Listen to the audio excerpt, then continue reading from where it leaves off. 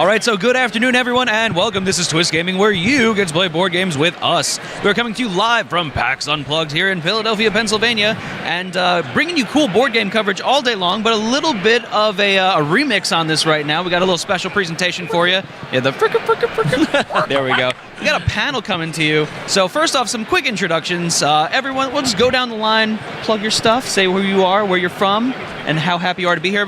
So first off, I'm Matt, Twist Gaming. That's all your spiel? That's your elevator pitch? All right. Know him. All right, Spenser, I work alongside a couple of guys in a group called Night Tabletop. Woo. And we stream board games on the internet. Mostly we've been streaming Gloomhaven lately, if you are in that Gloomhaven hype. Gloomhaven hype? Gloomhaven hype. Yeah. I play with some wild and crazy guys, too. Wild and crazy guys. I'm Chris. I'm from Crit Camp Gaming. Hang out usually with Lyle. We got Scott here at the con this year. Yeah, find us at twitch.tv/critcamp. Play a lot of minis games and hang out with you guys. Try to be as interactive as possible. Sweet. I'm Jordan. I'm here with Tilted Table, twitch.tv/boardgames. We're a bunch of Twitch employees that love to play board games, love to stream, and we're super happy to be here at PAX. Yeah. Yeah, man. Jordan's going to be emceeing this for us here. I'm taking a back seat. Oh, snap. The Get to rest your voice a little bit for like 2 seconds? a little bit. We'll yeah. How's your PAX been going, guys? Like, what have you been playing? What have you been enjoying? What's got you excited? It's got us excited. I know you've been at the table a lot. Yeah, I've been chained to this table. I mean, I get regimented bathroom breaks, and that's about it. But like, what's been exciting about like what's come to the table? So I really dug Illimat, and that's Keith Baker game. Yeah. And he released that in conjunction with the Decemberists, and that's a really odd story behind that, but it's really cool, very unique, very cool game. I love the art style of it. I'm super excited for that game. I wish I remembered a little bit more about the details, but it's the band had the board in some of their band photos, and then it was like a prop for like their tour or something. But it didn't mean anything. Yeah. But then the band approached Keith Baker and said, "Hey, we have a board. Can you make a game with it?" Yeah, because I guess they like just play games a lot when they're not like at a show. That's cool. And Just Keith the band Baker, plays board games together. Keith Baker, the guy that makes Gloom, Scott Pilgrim. Yeah. Board game. And Illimat. And Illimat now. Yeah. What is that that as a giveaway? Yeah. Oh, look at that. Oh, dope. It's the Oh, Illimat? it's like the vinyl thing. It's the vinyl. Yeah. For the That's That's awesome. the Decemberists. instructions of the game. Oh, it's actually Oh, that's instructions? so good. Oh, that's super. Oh, nice. it's And it's signed? signed, too. Yeah. Is that the Decemberists to sign that? Yeah. Wow, that's Oh. a great giveaway, guys. I might not make it to the giveaways. It might Right. end up in my house. Just exactly. slide that down here. It's going to be on the wall. Yeah. It's going to be on the wall. All right, sweet. Super cool. So why don't we jump in here? What we really want to talk about today is like, how do you stream tabletop, right? Like, streaming tabletop games is very different from streaming like a video game, right? It's a very unique type of content on Twitch. So what I want to hear from you guys is like, what is that like? What are those challenges and stuff like that? So I'm going to pose this first question to Chris and then kind of let you guys chime in. How do you make tabletop games entertaining to watch, right? Like, playing a tabletop game is really interesting, but people don't think of it as like a spectator sport. And I know that's also a thing that people don't think about for video games, but like obviously that's like a very proven thing at this point. Is like people watch video games and they're like, you know, watching really cool players trying to get better. People don't really think about that for board games. So how do you make it entertaining?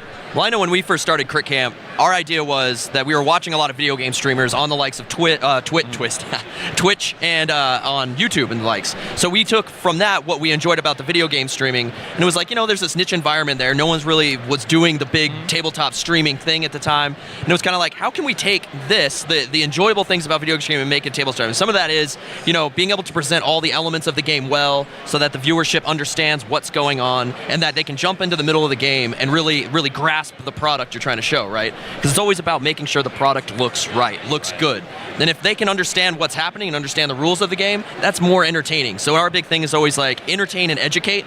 So as long as it can educate someone and teach them about a game, but at the same time entertain them the same way when you're playing a video game and all the big explosions are happening. I mean, we had sound effects and all that stupid woo stuff, you know, or overlay. You know, it's like, how do you take that at-home tabletop experience? That's the goal. So there's finding those ways of bridging that gap.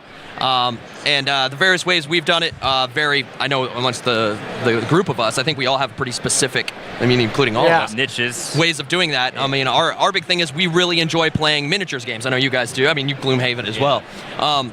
that's a perfect example. And you got these little miniatures. People love seeing these elements that almost look like elements of a video game. Yeah, absolutely. Which works amazingly. Doing that kind of thing. Certain games translate better than other games. I think a lot of really in-depth, let's say some Euros, for instance, stuff with a lot of text, a lot of small elements, a lot of big engines that are working and going on. It's harder to really grasp it. It's not saying it's impossible. There's ways it's done. Yeah. Right. It's just, it's with us, we're always trying to find the game that will translate like a video game. Right. I'm going to springboard off that a little bit, and I know you were saying that with the miniatures, they add a nice visual element to the game. Yeah. One thing that we did is there's a we stream a lot of Kingdom Death every Tuesday. Tune in, but there's a miniature painter who we work very closely with, and he went and hand painted all of the minis for the game, and just seeing the detail of that as well just pops on another level. So the minis are cool. The 3D minis are cool. You're getting the visual element, but once you get them painted too, people really start to connect even more, even if they don't realize it. I think that adds a lot to the game. And jumping off that as well, some more stuff that we try to do to make it enjoyable for the fans at home is to interactivity. That's what we do a lot of our basis off of, is trying to keep chat interactive with the game. So we don't just stream Kingdom Death, we do Twitch Plays Kingdom Death, which a lot of times Twitch is the chaos monster there. They like to just throw the monkey wrench in and see what happens. Course, right? That's what I tune in for. But we try to include the chat with doing dice rolling. So Josh set up a bunch of commands where they could roll the dice in the chat. They can draw cards from different decks. He has all the XML data in there. And on top of that as well, they do. We set up polls to make the decisions, so it keeps chat engaged and not just watching. So that's something that we try to pull forward with that as well. And we have that sort of interactivity that you don't necessarily get with other streamers on Twitch. Not bashing other streamers on Twitch, but like the video game streams or stuff like that, where there's just one person sitting there playing a game. We got a group of friends that are all bouncing ideas off of each other, and we're bringing in chat along to the table and playing along with us. I think it all ties up in the idea that I think what we all try to do with the board game is when you're sitting in a game in person, you're immersed. And I think the biggest thing is grasp. When you have a camera between you and the world, how do you immerse this world in whatever game it is you're playing? Whether it be like a Zombicide, a Kingdom Death, a Gloomhaven, how do you bring them into that world without it just looking like you're watching a couple guys play a board game? Right. One thing and women. One thing we like to do is go out to the community of the board games that we play, get in contact with them. Sometimes there's app developers, like for Gloomhaven, for instance. There's a couple of cool app developers that make cool visuals that we like to use on the stream. So we promote them, and they promote us. And it kind of links that video gaming and the board gaming aspect together into one. Totally. Which is great. There's one aspect of board gaming that I think as streamers it's always really difficult. So my question for you, Spenser, is how do you engage viewers who are joining you midstream? So they've missed the rules explanation. They don't know how the game works. They don't know what you're doing, and you're already mid-game. You're going through the people who are already there, and they know what's going on. You got people coming in, and they come in, and if they don't know what's going on, they're just going to bounce. They're going to leave. So how do you guys deal with that as streamers? We try to be as engaging, as welcoming as we can, for sure, to retain those people that are just showing up out of the middle of stream. That's a tough question that you got there. Yeah. It's something that we really challenge. It's a really big challenge for us. Any of you guys got any pro tips? What do you guys do for that? Honestly, we try to toe the line because it's a huge. We want to go in the middle of the stream and kind of do a refresher, like, hey, we're doing this because X, Y, Z, and you really fall into it when you play campaign games as well. Where you really start getting into we've done this a lot before. Do we really need to explain it again? But you're getting new viewers every time. So if you don't, they're going to be completely lost, not know what's going on. But you have to toe the line. You can't explain every single thing you're doing over and over again, because then your regular viewers are going to be like, okay, I'm checking out. I heard this 25 times today. So it really is a balance in making sure that you're listening to the chat, and if you're getting kind of comments of, hey, what the heck's going on? Explain yourself a little more, okay, guys, we know, and okay, maybe we'll reel it back in a little bit. Well, I think to keep going off that, I think one of the biggest things, and I think we do it well with the games we're playing. I mean, those larger games we've been using as examples, displaying a lot of information on screen. We use a lot of overlays and stuff like that to say, this is the end goal. This is where we're at. with Kingdom Death especially, Gloomhaven. Yeah. The cards you're playing that are constantly active. I know you guys do with the Gloomhaven stream. Us with Zombicide, it's like, where are you standing? Or if we do a Rum and Bones type game, like, where are you with your gold and your health total stuff? Yeah. Keeping that in there. But I think, once again, it always comes back to me is like, we rely almost on our community as well. Right. To help us with that. So we have a lot of regulars that come in, and we're always saying, hey guys, if you're not familiar with the game, please ask questions. But we also have a very welcoming community, Right. and they're here to educate as well. So if you guys have a question, sometimes we'll see the question pop up. Maybe we'll wait it, let it breathe a little bit. There's always generally going to be someone that says, oh, hey man, here's the answer. And then if we think it's wrong, or if we want to comment on it, we will quickly. Right. But we can also say, if you're actually interested in a rule book, here's a command for the rule book. We'll fire that's off a smart. link for the rule book. Or for more information on the game, please go here. So people a lot of times will jump over there and then, have it up, and then they'll always find that we're doing stuff wrong. That's opening the door. Oh yeah, that happens all the time with us, where the community will come in like, hey, you guys are playing this rule wrong, and we're like, we are, and like we start digging through the rule book. It's like, oh, cool. Yeah. Hive Mind succeeds again. Chat are the best rules police. 100%. yeah. It's savage sometimes. And that's something that you can't really do on stream. You can't be flipping through a rule book because that's something that is not good entertainment. Right. Yeah. So you got to kind of bridge that gap between, okay, we know we messed up.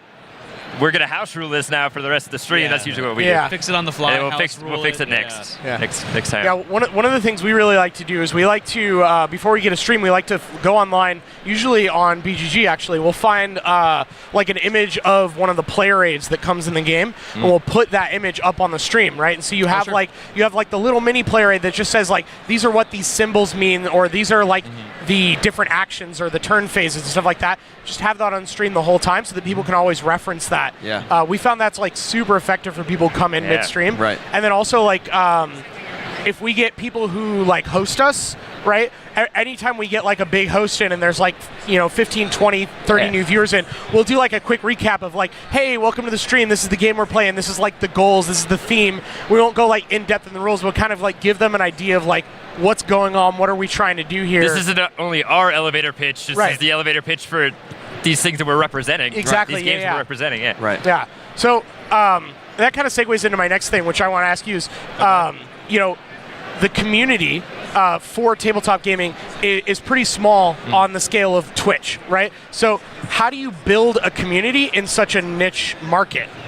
So FaceTime is a huge part of that. I mean, we're here at PAX Unplugged. How y'all doing? But like, a lot of people love board games, and they're in this industry. And how many people are here today? This con sold out today. It's a lot of people. Ton of but how people. many of them actively know that there's board games being streamed on Twitch? Right. So it's a whole manner of like getting the outreach there, going to these conventions, going to the meetups, even posting in the different areas of the deep internet, and getting your name out there to be like, hey, this is a thing. Wait, are you guys like promoting on the dark web now? Not the dark web. Okay. Gray area web, not the Okay. dark web.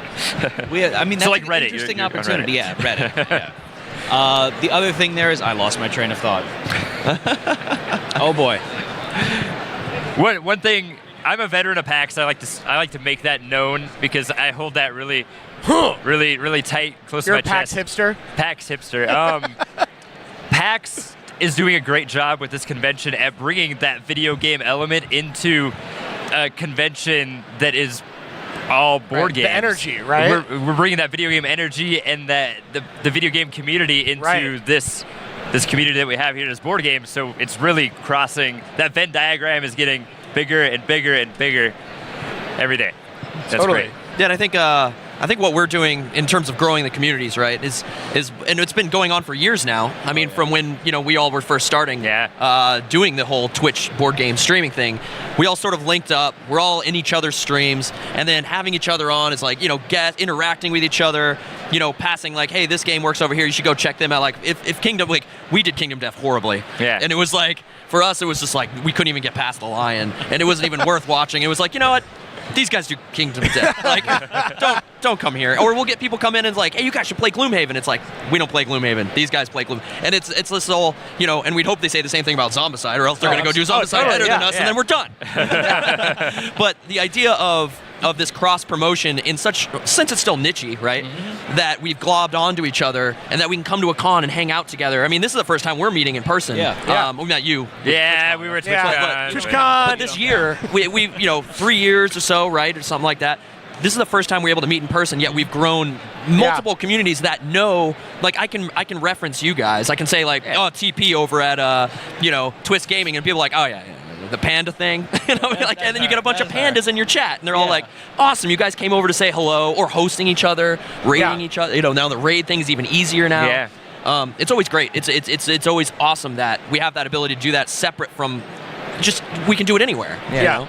I also feel like we're at a really good point in the tabletop community where we have enough streamers that there's basically always something going on that people can watch on Twitch, but it's not so saturated that we're always like competing for time slots. Like, sometimes we have streams going on at the same time, but it's not like all the time. So we can very easily like push people to check out other channels and not feel like we're literally pushing our viewership away. So it's like it's still a very welcoming community. Everybody's like on board to grow the community, and I think that's a perfect spot for us right now. And we just keep growing from there. Yeah, but with that being said, we're not trying to monopolize this stream. Do it. We'll help you out. We want more people to stream because if we get to the point where you might say it's saturated, that means that tabletop has succeeded as a community on Twitch. So that's not a bad thing. That's just like we're at a great point right now where it's like everything's coming up roses, and I'm super excited. The longer and longer we do this, the more and more we're finding it easier, and the more we can make it easier on you guys to start streaming. Totally. And then the more quality content we could produce as a whole together, it's just going to make it better for everyone else involved in the viewership department. Yeah. Twist doing this awesome booth. Hashtag coattails. Hashtag coattails. So, I want to talk a bit about like coming to PAX Unplugged, right? We've got a lot of industry folks here. We've got a lot of people who don't really know about streaming tabletop on Twitch. So, like, what is it that you guys as streamers want from the community, from the industry? What is it that you want the industry to know, and how is it that the industry can get involved in streaming, and how can we help the industry? I'm going to pose this first to Chris, and then let you guys chime in.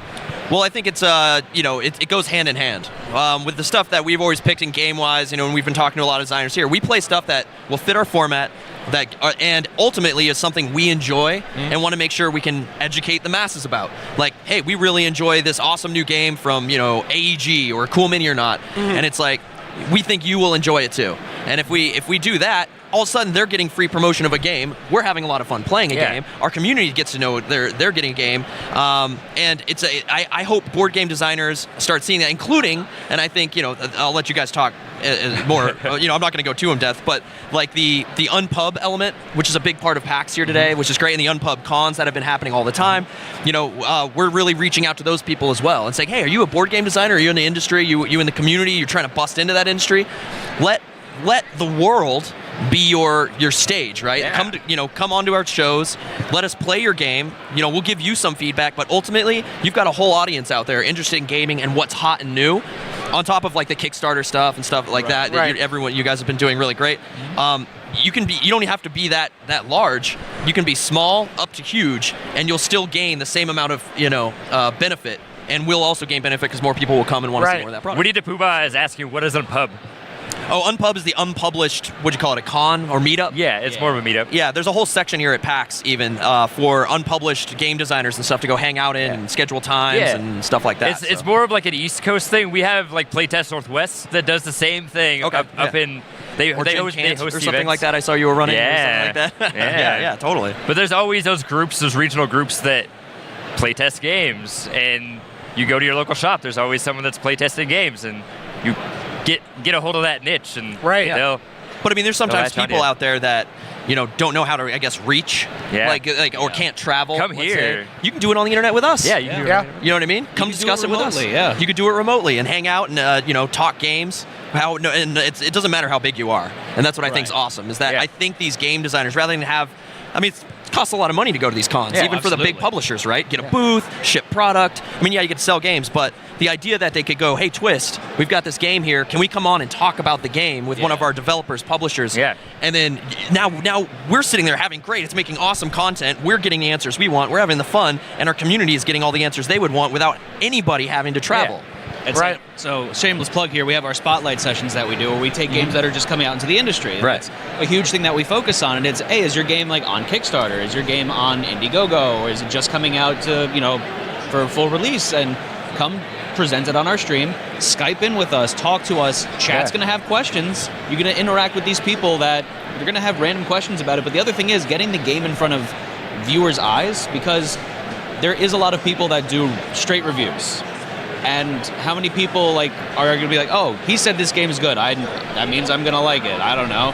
When you get a chance to see people sit down and play the game, that's, I think, a huge component to it. And it gives you a different area that most people aren't doing. And then live streaming specifically has so many different benefits to it, just because you're getting people's raw take on the game. Yeah. Because you can go to YouTube, and there's plenty of people that stream playthroughs. And amazing reviews on content. YouTube. Great content. You always have, like, at least me, I have it in the back of my mind, is there's editing going on. You don't know what they cut out. It's hard to hide when a game plays poorly online, on live stream. It's like, even if it's just from the rules point. So I think that we offer that where you're getting an unadulterated view of what we're doing with this game. Right. So that's why I really enjoy the live streaming aspect of it. Yeah. That's true. It's even better than, like you're saying, a review video, because half the time, I don't think we necessarily all even do straight reviews, do we? Do you guys do that? I don't know. I know, like, after post, we'll say, what do we think of the game? Exactly. But do you even need that when you're live streaming? I guess it's exactly what you're saying. Especially- You'll get it. You'll see. Oh, yeah. You'll Especially see. when we have that interaction with the chat. They're always in there chiming in like, oh yeah, I don't like this part of the game. Oh yeah, I don't like this part of the game. Oh, yeah. Or, oh yeah, And- we love this part of the game. Yeah. We don't just not like games. Yeah, that's awesome. Yeah. Well, one of the other things I really love about having this long form streaming content for checking out new games is that you can really get a feel for an individual player's play style and game preferences, where if you have this like highly edited content, you're getting like the game distilled, but you don't always get a feel for the type of person, because not all gamers are the same type of gamer, right? So like, our stream, we have a group of like 12 people that rotate in and out, and they all have different types of games. Some of them are really into co-op games. Some of them are like super cutthroat. We have min-maxers, like we have everybody. And so like, depending on who's playing the game, you might get a different reaction to the game. And so you find the person that you identify with, and you look at their reaction to the game, and you're saying like, that's how I'm going to like this game. Yeah. Or that's my game group, or that's my people. Yeah, totally. Yeah. And on top of that, too, you get multiple takes on how a game can be played and enjoyed. Yeah. So we have, as we were saying, in our stream, we've got a team of 5 that rotates in and out. We have special guests sometimes as well, but we have our min-maxers, we have our people, the family-oriented gamers, the social deduction gamers. I'm the backstabby guy. Me too. So when people are watching, though, they get a sense like, hey, you can be super friendly and play this game the nice way, like Nicole would do. And then I'm just the jerk that comes around and kicks everyone off of the island, and I win. And it allows you to see in one fell swoop, basically, all the different aspects of how this game can be played out. And I think that brings a lot to the table as well, when you have a bigger team especially. Totally. Yeah. Awesome. So I want to get into like the nitty-gritty a little bit here of tabletop streaming, right? So like, sure, tabletop streaming is great. There's a lot of benefits that it can bring, but it's hard, right? It's not an easy thing to do. It's not impossible. Like, don't get discouraged, but like, it is very different from it's very different from video games, where it's like, all right, you have your computer, you load up the video game, you tell OBS to capture the game, you plug in your webcam, you plug in a mic, and you play with the overlay and you're done, right? Yeah. Like, you can't do that with a board game. So like, my question for you, Spenser, first is, how do you set up a board game for a stream? Like, how do you make that a viewable experience? And like, what have you learned along the way? There's definitely a lot that goes into it. Like, you gotta, like, if it's a card-based game, if you are doing like a social deduction game, you want to see the people. You don't necessarily need to see the cards. If you're expressing yourself like you should in a social deduction game, the components aren't really a necessary thing. But if you go into like something like a Gloomhaven, like we've been streaming, or like a Godfather, the Corleone, you're gonna want to see those miniatures. You're gonna want to see the board. You're gonna want to have those like tooltips on the screen, like you guys were talking about, that highlight like what you need to know to play the game. We run with a multi-camera setup. I think all of us do that for the most part. 3, 4, 5 cameras going on at the same time.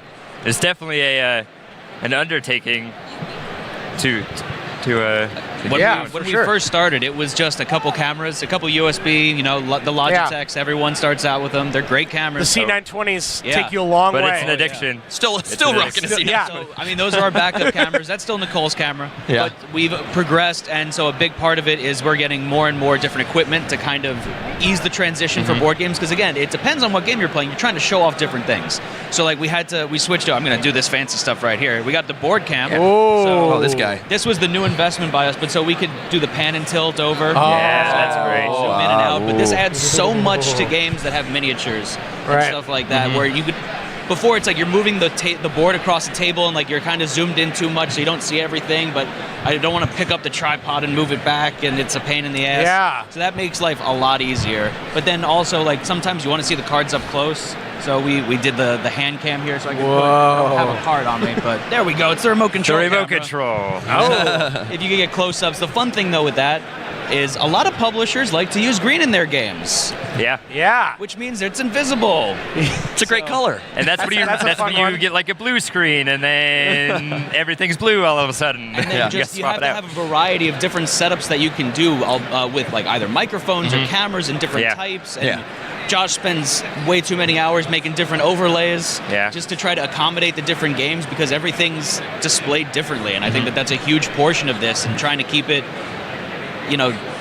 visually representative of how the games are, because each game plays different. You want to show off different stuff. We want to show off our brand as well as keep good with the brands that we're promoting. Right. As you well. want to show the product, really justify the I mean, I'm not going to go too into the nitty gritty. These guys cover it pretty well. I mean, but I think the best thing is that I think all of us, with the different ways we're doing it and the various setups, we all have a different format. Yeah. And there's, like I would say to the new streamers out there, people interested in streaming their board games, it's like focus on the product, make sure you're presenting it well, make sure your audience understands what's going on, make sure your players understand what's going on. I think most importantly, that you enjoy what you're doing. And I mean, we were talking about this at TwitchCon. I think the biggest point we made was like when streaming board games, and you're gonna get convoluted with the lights and the cameras and the microphones and the setup.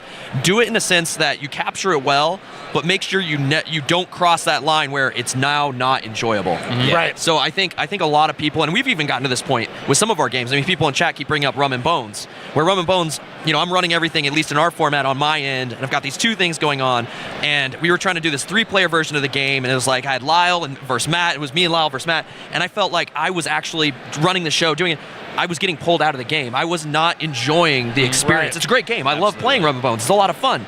But I was crossing that line a little bit for myself where suddenly I'm like, this isn't fun. And you're going to see that in the show, right? You're going to all of a sudden see like, this game is a great game. I'm not presenting it well. So let's make this a 2-player game where you guys play it. Now we're really able to present it. It moves along. So I think for everyone out there, find a way to utilize the game, but never cross that line where now you're stressing yourself out, and you're like, because you're gonna be like, I think we talked about this at TwitchCon, like when you guys do Gloomhaven or some of the other games you were doing, you played them upside down. Yeah, we always right? play it upside down. Like we always, or you guys do too. Yeah. I'm playing it sideways most of the time, and are you okay with that and have fun? Yeah. Then awesome. But you learn to like it eventually. You do. The first couple times you're like, I'm so confused. I can't read upside down. Let me flip that over again. Right. But the thing is, I think some people they go, you know what, screw it, and then if that works for you, awesome. They play it the way they want to play it. But just make sure if you're streaming it, present it well. But there's the fine line, right? Find a way you can do it, but and then find the equipment that does it the way you want to make it. And talking about equipment, you don't have to start out with multi-cameras or with the light boxes and the really good quality stuff. Start out with what you can. Right. You started out with a laptop camera. Me? Right? No, just my iMac. Oh yeah, it was like your iMac camera. Yeah. So it was just like and one onboard USB camera. Yeah. And like do with what you can. And then the community will come and follow you and back you, and you'll I mean, they'll tell you what they want to see more of, right? And that's how you adjust I think you guys with Kingdom Death, with all the cards, over time you eventually like, I can't keep work. You can't just keep holding a freaking card up to the camera every 5 seconds, right? And that you guys started doing that, and that's awesome. And that was all because of what people want to see more of, or overlays. Exactly. Okay, we got to make and. I'll say that like a good streamer or a good content provider will listen to their community and make the effort to make that change. Yeah, it sucks, and you have to ask your people sometimes to do it, make it happen, or spend the time. But and there's definitely like I watch some of the larger streamers, Geek and Sundry, Hyper RPG, Penny Arcade, when they do like board gaming streams and stuff.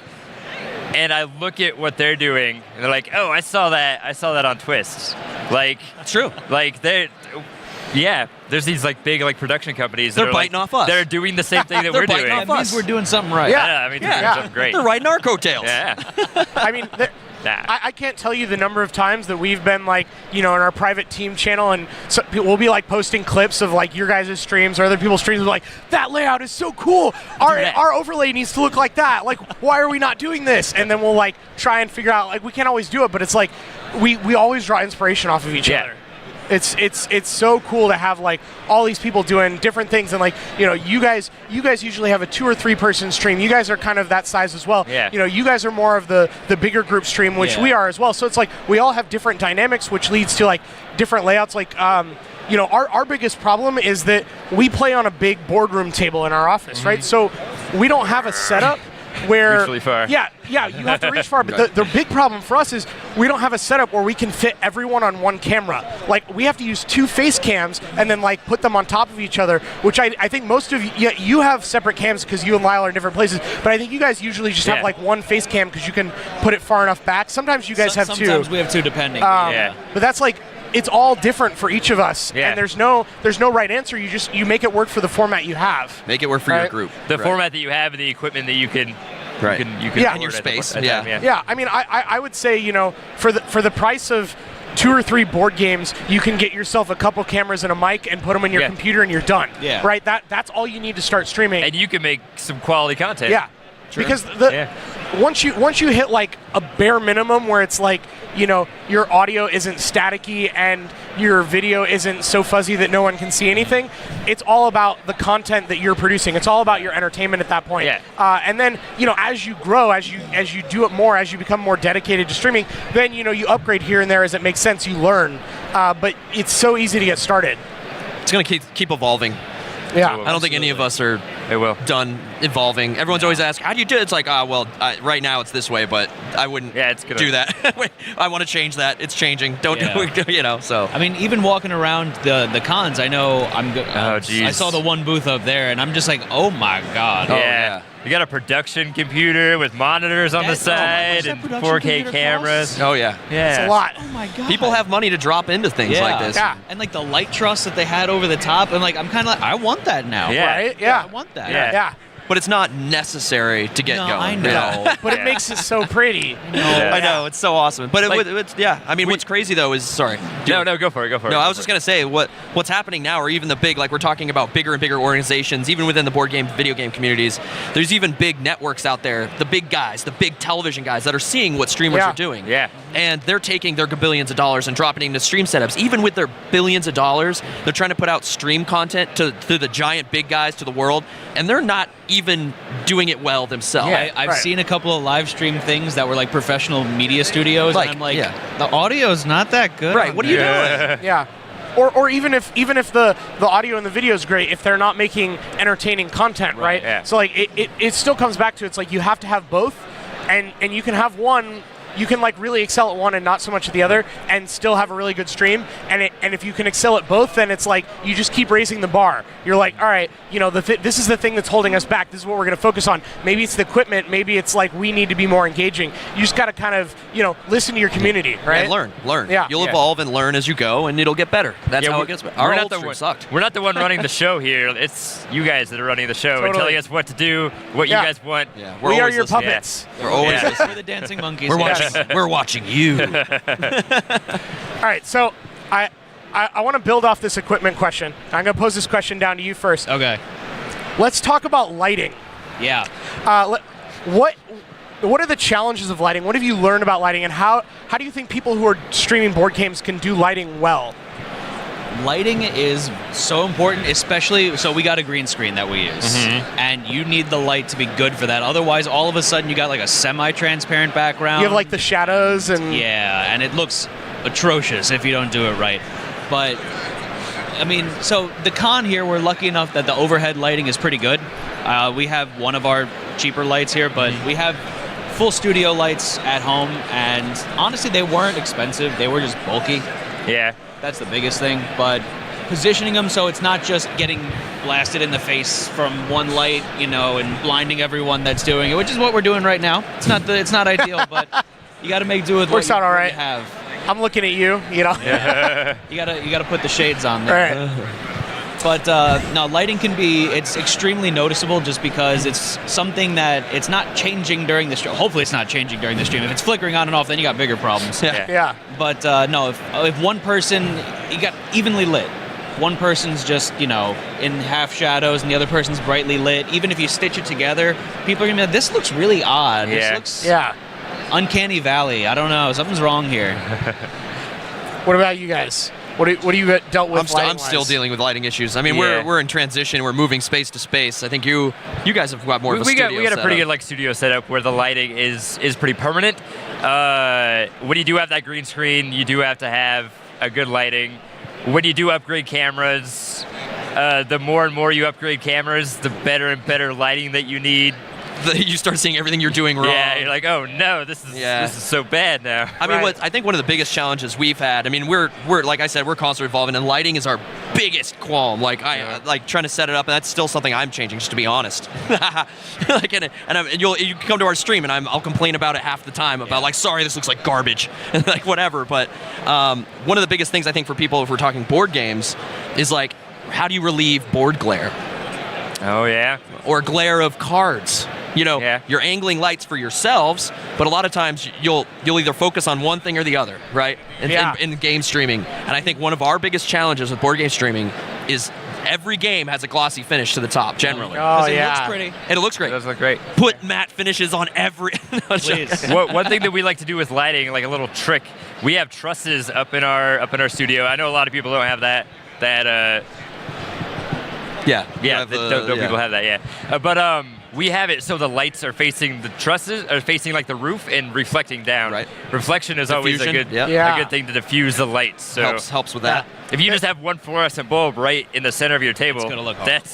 you got like a big white line going through your table. There's nothing worse than having that like huge beam of light all the way down, and like all your cards, you just see like there's a border and glare right into the camera. One thing that can alleviate that too, if you have a good table, like a Carolina table, for instance. Yeah. We're gonna hype them real quick. Or if you just like have like a normal kitchen table to like angle it ever so slightly. Yeah. You'll relieve a lot of that glare.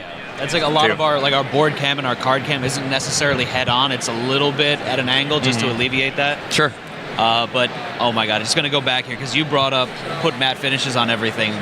We play a lot of prototype games. Matte card sleeves. Yep. Card sleeves are the devil. Yeah. Yes. It is like the card looks beautiful, even if it's just printed out, stuck in a card sleeve. But then you put it under the camera, and it's just like, oh my God, this looks so gone. bad. Yeah.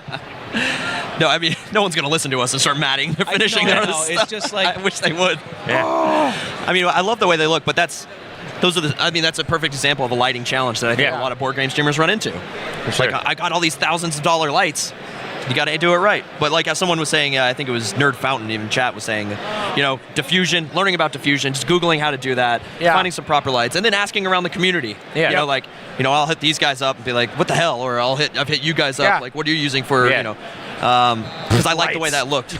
Yeah, the community is a huge thing because we learned about the lights that we got from going to Gamma. We went to one of the panels that were there, and it wasn't about live streaming, but it was about like doing media coverage and stuff like that. And the guy used to run a lighting company. He's just like, hey, these are cheap as hell, and they're on Amazon, and they actually work really well. So try them out. And we got him like, oh damn, that's a nice upgrade. Yeah. Before we had like the umbrella with the The umbrella's horrible. Yeah, I have those right now. They're in a bag and they're sitting in a closet because it just made me mad. Well, I learned at PAX, you know, Kate. Oh yeah. Went and bought those panel our brand new lights. We're so excited to use them, and they were awesome. They're stuck in LA right now. Yeah, but they're great. But they're great. As soon as we get them back, we're gonna have great lighting. But they're great, and they're affordable. And like I was just because you were at a con. You could change the temperature of it, which is awesome. We're all buying stuff. Yeah.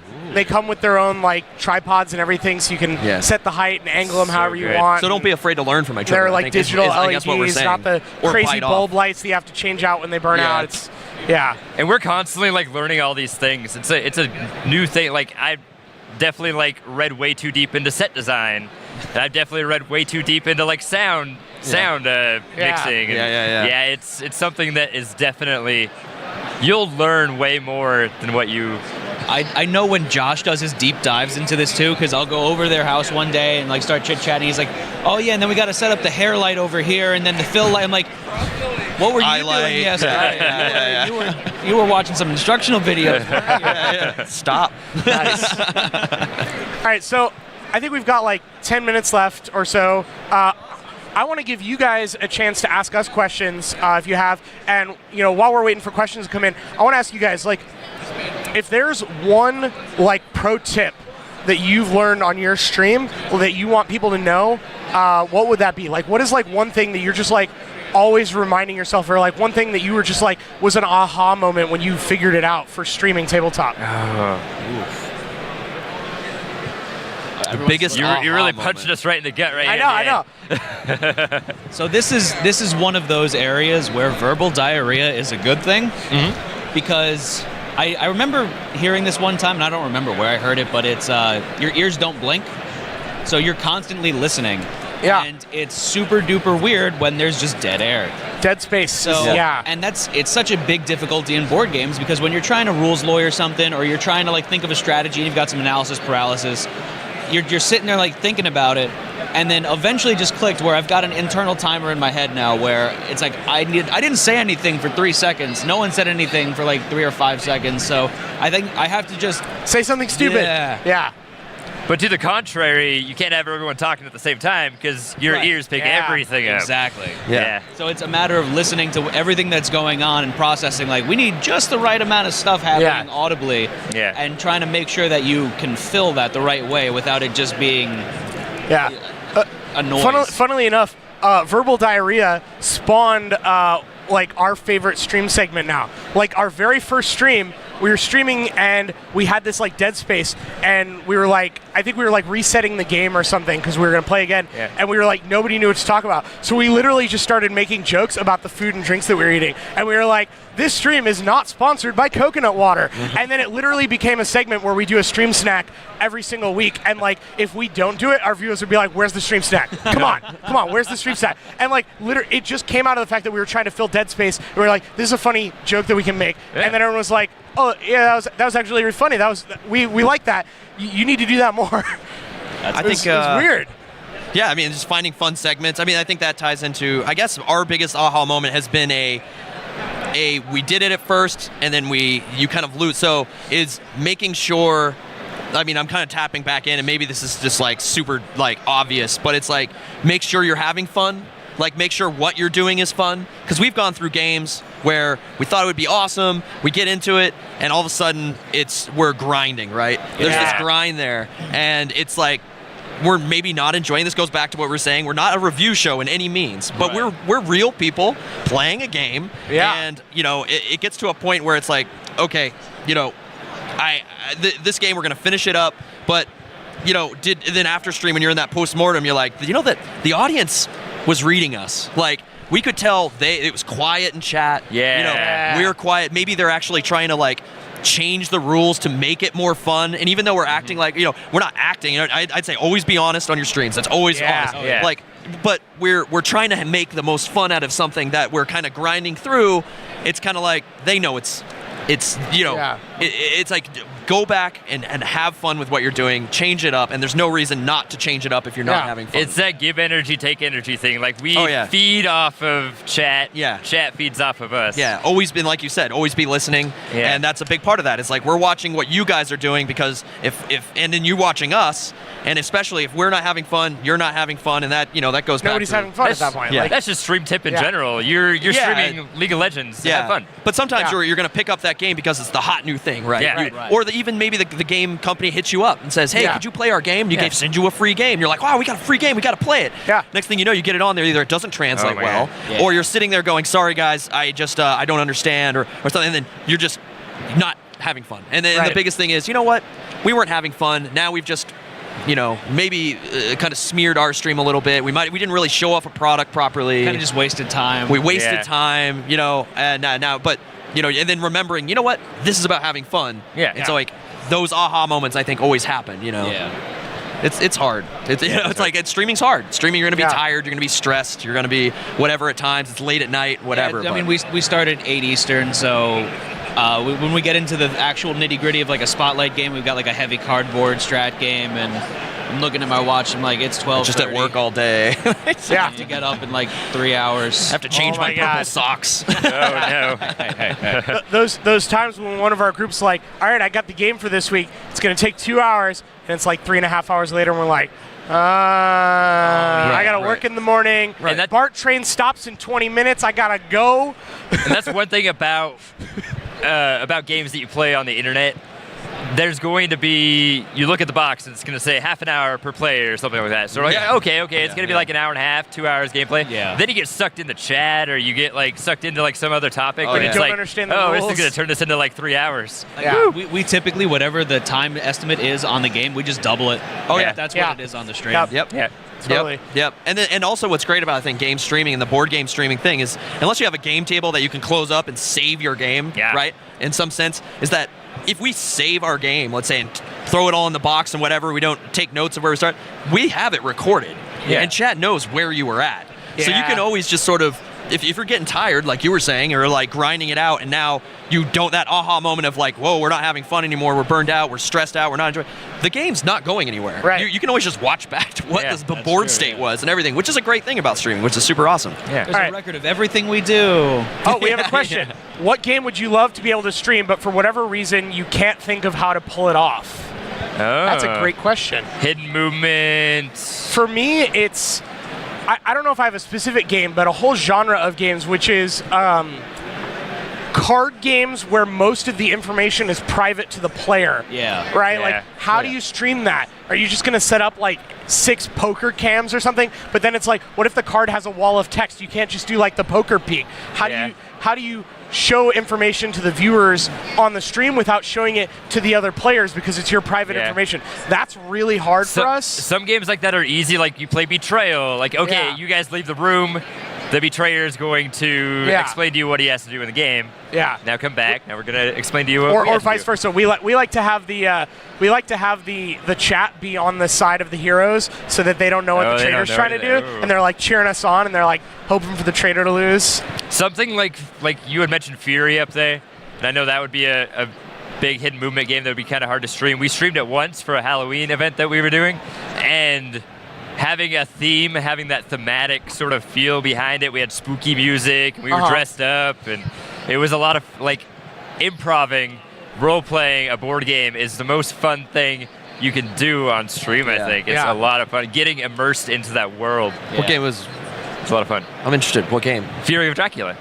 Oh, yeah. How about you guys? Any games that you're like, you're still trying to figure out how you might stream it?